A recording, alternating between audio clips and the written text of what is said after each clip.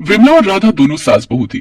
विमला के पति बहुत पहले ही इस दुनिया में नहीं रहे थे और उसका बेटा शहर में मेहनत मजदूरी करता था। लेकिन दोनों सास बहू भी किसी से कम मेहनती नहीं थी।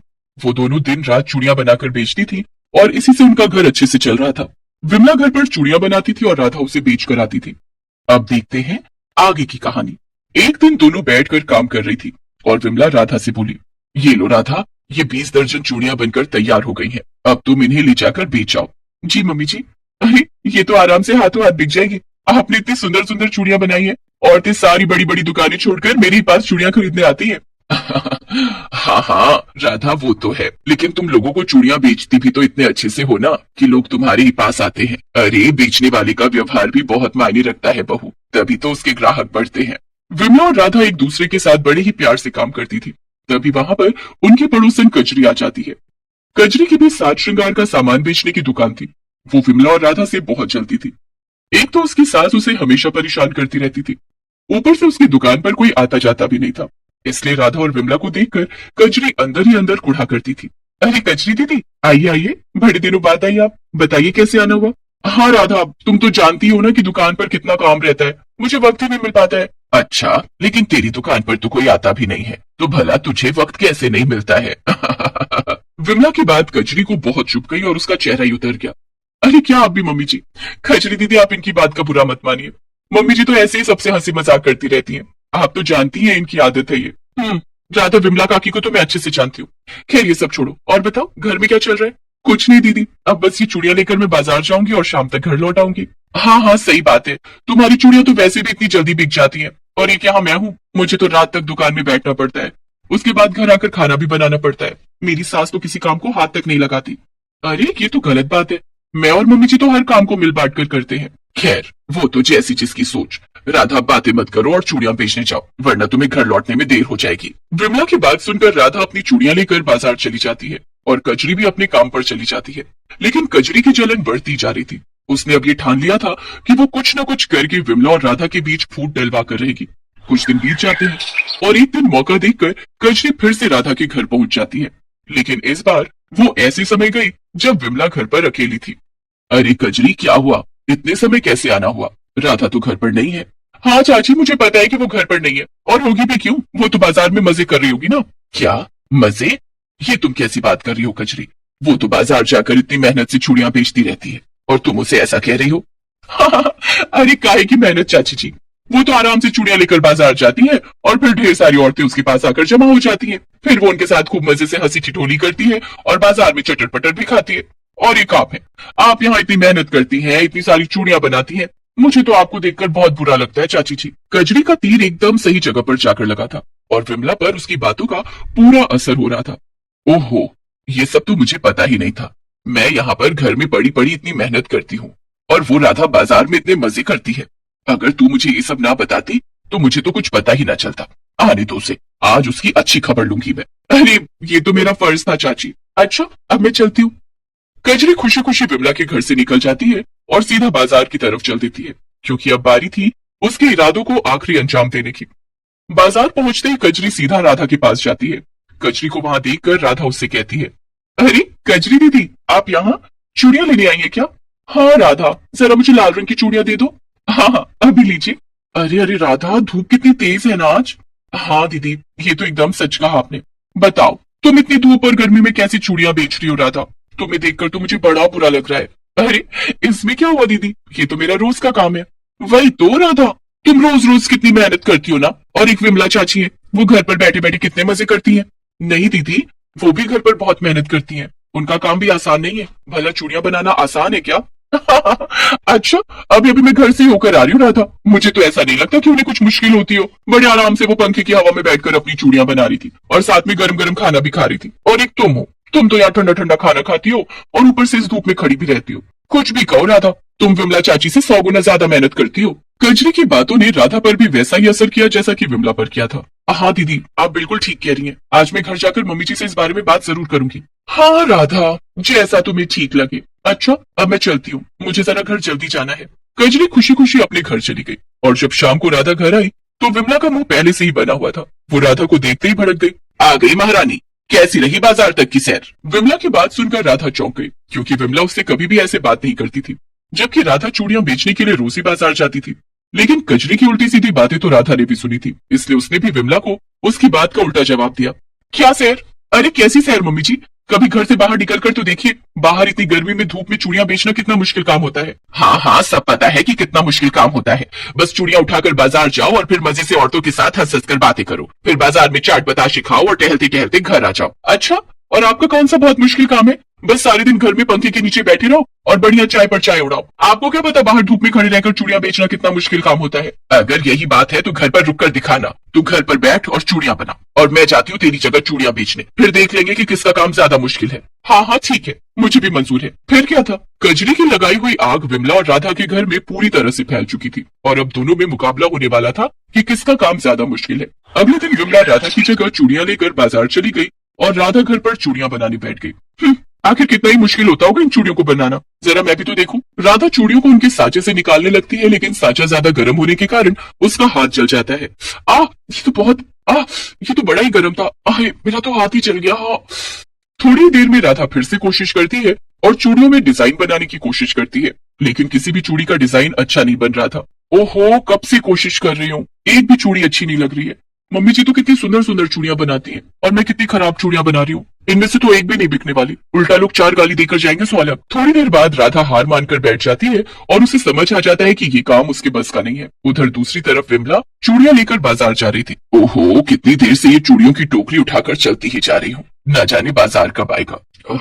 मैं तो थक गई। आखिरकार थोड़ी देर में विमला बाजार पहुंच जाती है और अपनी चूड़ियां सजाकर बैठ जाती है। अब जाकर कुछ आराम मिला है। ये लो, बस इतनी सी तो मेहनत है। केवल चूड़ियों को घर से यहाँ तक लेकर आना ही सबसे कठिन काम है, लेकिन उसके बाद सब आसान है। अब बस मैं यहाँ बैठी रहूंगी और लोग आकर चूड़ियां लेकर चले जाएंगे। ऐसे ही विमला काफी देर तक बैठी रही, लेकिन कोई भी चूड़ी लेने नहीं आया। फिर एक औरत जो कि पास में ही सब्जी का ठेला लगाई थी, वो विमला के पास आई। अरे चाची, आप तो राधा की सास है ना?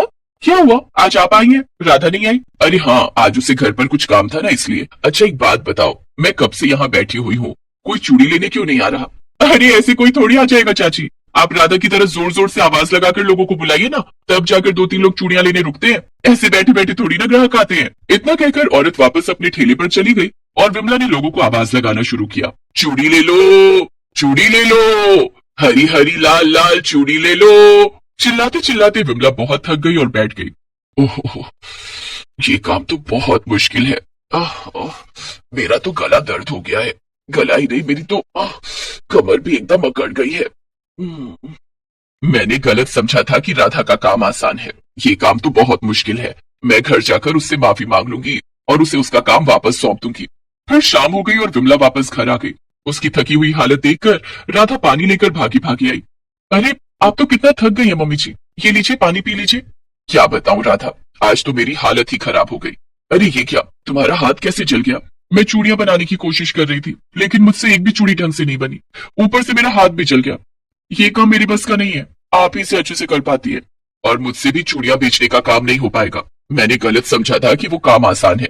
तो फिर अब क्या, कल से वापस अपने अपने काम पर लगेंगे, क्योंकि जिसका काम उसी को साजे और दूजा करे तो डंडा बाजे। फिर बिमला और राधा अपनी ही बात पर हंसने लगी और दोनों के बीच की अनबन सुलझ गई। अगले दिन से दोनों अपने अपने काम पर लग गई और कजरी ये नजारा देखती रह गई। उसे समझ ही नहीं आया कि उसका वार खाली कैसे चला गया। गरीबी क्या कुछ नहीं सिखाती, वो जितने बुरे दिन दिखाती है उतना ही संघर्षशील भी बनाती है। ऐसी ही कहानी है गरीब कौशल्या की, जिसने गरीब और अनाथ लड़कियों को न सिर्फ अपने घर में रखा बल्कि उनकी परवरिश भी की। खुद गरीब होते हुए भी कौशल्या ने ये सब कैसे किया, चलिए देखते हैं। सारण नगर गांव में बूढ़ी कौशल्या का घर था। गांव के सभी लोग उसे कोशी अम्मा कहकर बुलाते थे। कौशल्या के पति का बहुत पहले ही देहांत हो चुका था। कौशल्या की अपनी कोई संतान नहीं थी, लेकिन ऐसा नहीं था कि कौशल्या अकेली रहती थी। कौशल्या के साथ उसकी छोटी सी झोपड़ी में 12 लड़कियां रहती थीं। वे सभी लड़कियां गरीब और अनाथ थीं, जिनका इस दुनिया में कोई नहीं था, या कोई था भी तो लड़की होने के कारण उन्हें अपनाना नहीं चाहता था। कोशी अम्मा की झोपड़ी में हर गरीब लड़की का स्वागत था। कोशी अम्मा जिस लड़की को भी गरीब और अनाथ देखती, उससे अपने साथ घर ले आती। एक दिन गांव में एक छोटी सी लड़की दूसरे गांव से भटक कर आ गई। कोशी अम्मा ने उसे रोते हुए देख लिया। कोशी अम्मा उस लड़की के पास गई और बोली, बेटा तुम कौन हो और तुम रो क्यों रही हो? तुम्हारे माता पिता कहाँ हैं? चलो मैं तुम्हें तुम्हारे घर पहुंचा दूं। लड़की रोते हुए बोली, मैं दूसरे गांव से आई हूँ, मेरे माता पिता इस दुनिया में नहीं है। चाचा चाची के घर पर रहती थी, लेकिन चाची के जुल्मों से तंग आकर मैं वहां से भाग कर आई हूँ। अब मुझे वहां कभी नहीं जाना। कोई बात नहीं बेटा, तुम रोना बंद करो। इतनी प्यारी सी गुड़िया रोते हुए अच्छी नहीं लगती। तुम मेरे साथ मेरे घर चलो। और कौशल्या उस लड़की को अपने घर ले आई। रास्ते में गांव के लोगों ने कौशल्या को उस लड़की के साथ देख लिया और आपस में बातें करने लगे। कौशी अम्मा एक लड़की और ले आई। इसे मिलाकर इनकी झोपड़ी में 13 लड़कियां हो गई हैं। उस छोटी सी झोपड़ी में सब कैसे रहती होंगी? अरे भाई, कौशी अम्मा का सिर्फ घर ही छोटा है, लेकिन उनका दिल बहुत बड़ा है। गरीब और अनाथ लड़कियों के लिए इन्होंने जो किया है वो बहुत बड़ी बात है, वरना आज के जमाने में कोई किसी के लिए कुछ नहीं करता। सही कह रहा भाई, हमें भी कौशी अम्मा के इस नेक काम में उनकी मदद करनी चाहिए। ग्रामीण कौशल्या को अपने हिसाब से मदद करते। कोई कुछ खाने के लिए दे देता तो कोई कुछ कपड़े दे देता। लेकिन इन सबसे कौशल्या और उन लड़कियों का गुजारा मुश्किल से ही हो पाता था। कौशल्या गरीब जरूर थी, लेकिन वो उन लड़कियों को अपनी बेटी की तरह मानती थी और उन्हें बेटियों सा प्यार करती थी। बच्चों, उठ जाओ तुम सब, सुबह हो गई है। ज्यादा देर तक सोना अच्छी बात नहीं है। नहा धो लो और पढ़ने चले जाओ। सोने दो ना अम्मा, बहुत नींद आ रही है। मीता बेटी, सोती रहेगी तो पढ़ाई कब करेगी? जीवन में आगे बढ़ने के लिए पढ़ाई लिखाई बहुत जरूरी है। चल उठ जा। गांव में एक पाठशाला थी जहां कौशी अम्मा की सभी बेटियां पढ़ती थीं। उनके पास पढ़ाई की फीस देने के लिए पैसे नहीं थे। वो बदले में पाठशाला की साफ सफाई और दूसरे काम कर दिया करती थी। कौशल्या खुद अपनी बेटियों को तैयार करके स्कूल भेजती। कौशल्या ने उन्हें घर के कामकाज भी सिखा दिए थे। पाठशाला से लौटकर वे सभी घर के कामों में लग जाती। उन सभी ने अपना अपना काम भी बांट रखा था। अरे रुक्मी, तू घर में झाड़ू कर ले और मैं पोछा कर लेती हूँ। मीता, तू कौशी अम्मा के कपड़े धो दे और बाकी सभी अपने अपने कपड़े खुद धोएंगे। और प्राची, तू सबके लिए खाना बनाएगी। अनीता और प्रिया खाना बनाने में तेरी मदद करेंगी और गीता और बबीता दोनों बर्तन साफ करेंगी। और बाकी लड़कियों, तुम कौशी अम्मा के आने का इंतजार करो। जब वे आ जाए तो उनके साथ मिलकर पापड़ बनाना। इस तरह सभी लड़कियां अपना अपना काम करती। कौशल्या दूसरों के घरों में काम करती थी और बाकी बचे हुए समय में वो पापड़ बनाकर बेचती थी। लेकिन इससे ज्यादा कमाई नहीं होती थी। उन पैसों से सभी लड़कियों का गुजारा मुश्किल से ही हो पा रहा था, क्योंकि कौशल्या के घर में तो गरीब और अनाथ लड़कियों का आना लगा ही रहता था। कौशी अम्मा गरीब लड़कियों की परवरिश करती है। ये बात गांव के मुखिया तक पहुंच गई। अरे सरपंच जी, हमारे गांव की कौशी अम्मा गरीब लड़कियों की परवरिश करती हैं। उसे इस काम के लिए कहीं से कोई पैसे नहीं मिलते हैं, लेकिन वो बहुत नेक दिल औरत है और उसके इस नेक काम में उसकी मदद करना हमारी जिम्मेदारी है। आखिर ये हमारे गांव की बात है। आप ठीक कह रहे हैं मुखिया जी, हमें इस काम में कौशी अम्मा की मदद करनी चाहिए। मुखिया और सरपंच ने मिलकर पंचायत बुलाई। पंचायत में सभी गांव वालों और कौशी अम्मा को बुलाया गया। बोलो कौशी अम्मा, तुम्हें हमारी तरफ से क्या मदद चाहिए? मुखिया जी, आपका बहुत बहुत धन्यवाद। मालिक, हमारा खाना गुजारा तो किसी तरह से चल ही जाता है। मैं बस इतना चाहती हूँ कि मेरी सभी लड़कियां स्कूल जाएं और पढ़े लिखें। ये सब पढ़ लिख जाएंगी तो इनकी जिंदगी बन जाएगी। ठीक है, पंचायत का फैसला है कि गांव के सरकारी स्कूल में तुम्हारी सभी लड़कियों का एडमिशन करवा दिया जाएगा और स्कूल की पढ़ाई खत्म होने के बाद उन सभी को आगे की पढ़ाई के लिए शहर भेजने का भी इंतजाम किया जाएगा। पंचायत के इस फैसले से कौशल्या बहुत खुश होती है। अब कौशल्या की सभी लड़कियां स्कूल जाने लगी थी। मेरी बच्चियों, खूब मन लगाकर पढ़ना और इस गांव का नाम रोशन करना। हाँ माँ, हम सब खूब पढ़ाई करेंगे। हम आपकी मेहनत को कभी बेकार नहीं जाने देंगे।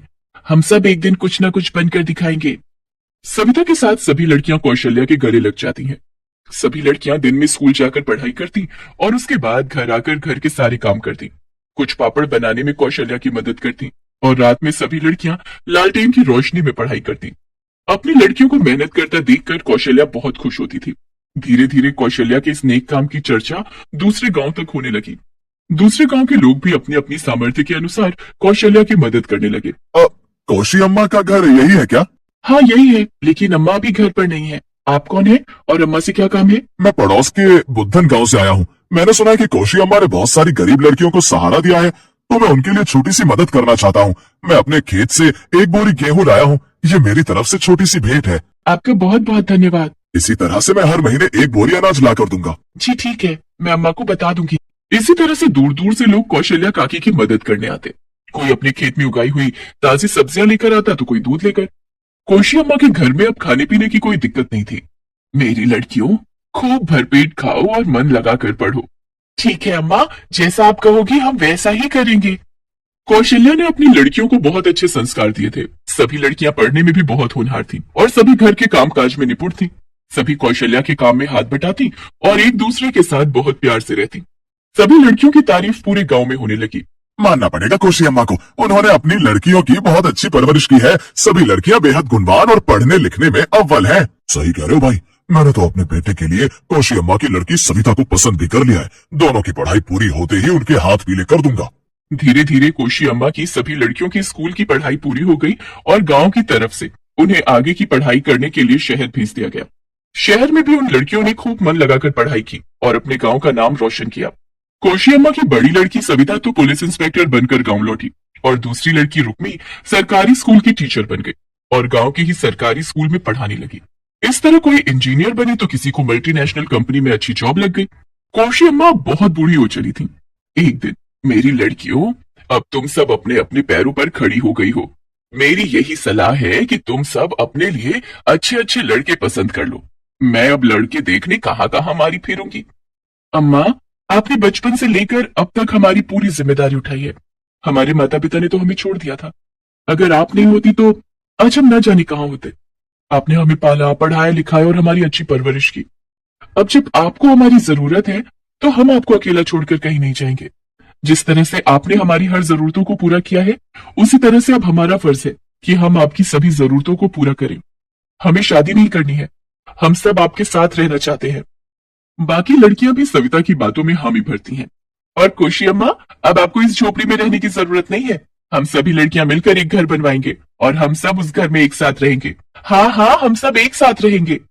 और हुआ भी ऐसा ही। सभी लड़कियों ने मिलकर गांव में एक बड़ा सा घर बनवाया और कोशी अम्मा के साथ उस घर में रहने लगी।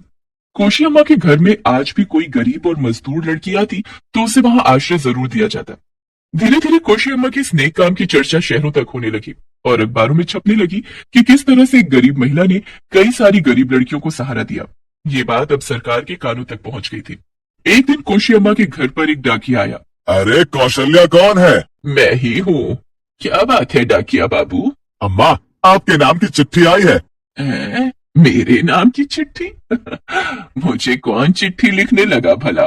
कोशी अम्मा डाकिया से वो चिट्ठी ले लेती हैं। अरे प्राची, जरा ये चिट्ठी पढ़ना तो बेटी, न जाने कहाँ से आई है। प्राची ने लिफाफा खोला और चिट्ठी पढ़ने लगी और खुशी से कोशी अम्मा के गले से लग गई। अरे क्या बात है, कुछ बताएगी किसकी चिट्ठी है? अम्मा, सरकार ने तुम्हारे काम की बहुत तारीफ सुनी है और इस काम के लिए तुम्हें सम्मान भी देगी। इस साल 15 अगस्त के दिन खुद राष्ट्रपति जी तुम्हें पद्म विभूषण से सम्मानित करेंगे। अब दिल्ली चलने की तैयारी करो। इस बात की चर्चा पूरे गांव में फैल गई। मुखिया जी खुद कोशी अम्मा के घर आए। अरे मुखिया जी, आप मुझे बुला लिया होता। कोशी अम्मा, तुमने और तुम्हारी लड़कियों ने हमारे गांव का नाम रोशन कर दिया, हमारा सर गर्व से ऊंचा कर दिया। तुम्हारे जैसी देवी के दर्शन के लिए हमें ही आना था ना। कुछ दिनों के बाद कोशी अम्मा को सरकार की तरफ से पद्म विभूषण सम्मान दिया गया। सम्मान पाकर लौटी कोशी अम्मा का गांव वालों ने बैंड बाजे और मिठाइयों से स्वागत किया।